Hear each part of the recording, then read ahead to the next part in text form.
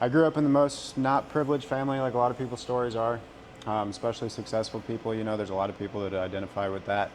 Um, Got into some trouble when I was a kid, kind of running for some traumas and some things that I just, didn't really know how to deal with at the time.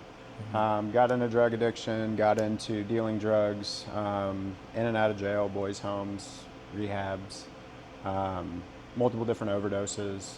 Um, just kind of running from. So finally, I got to the point where I got incarcerated for an extended period of time. I turned heavily into my faith at that time, got out. After that, realized, I need to stop doing these kind of things. I need to start making a career for myself. So I took on a plumbing job. Um, and it was the most grunt work you could imagine. I was carrying gravel in buckets and digging trenches, and there was nothing fun about it whatsoever. The pay was not great. Um, and it was really tough not to turn back to my old ways in that situation because I knew other avenues to where I could make a whole lot more money doing a whole lot less.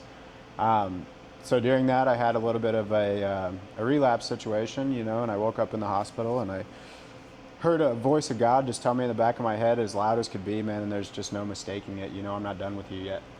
Um, so after that, I got really dedicated into it, got sober. I'm pushing 9 years sober now. Um, just stuck with the plumbing, really gritted my teeth in it. I was working for quite a few different companies, and I'd get to the point to where I would basically max out my salary with these people. They'd be at a point where, like, I can't pay you anymore. You're 23, 24 years old. I can't be paying you $200,000 a year.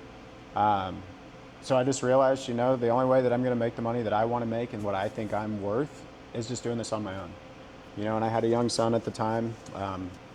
My first one would have been a year and a half old when I decided to go out on my own. Um, and I had a great mentor that really helped me bridge that gap from jumping out of being an employee into being a business owner. Basically, I took my last paycheck, took a couple side jobs that I had, the box of tools that I had, paid my rent, bought some food for my family, and hit the ground running from there.